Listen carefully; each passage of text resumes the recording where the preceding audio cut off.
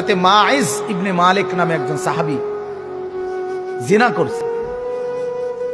আল্লাহর নবীর কাছে এসে বলছি, ইয়া রাসূলুল্লাহ কাদ জানাইতু, আমি জিনা করে ফেলেছি। আল্লাহর নবী ফালতাফাতা, অন্যদিকে চেহারা ফিরিয়ে নিছেন। আবার তিনি বললেন ওইদিকে ফিরে গিয়ে, ইয়া রাসূলুল্লাহ আমি জিনা করেছি। নবীজি আবার চেহারা আরেক দিকে ফিরিয়ে নিলেন।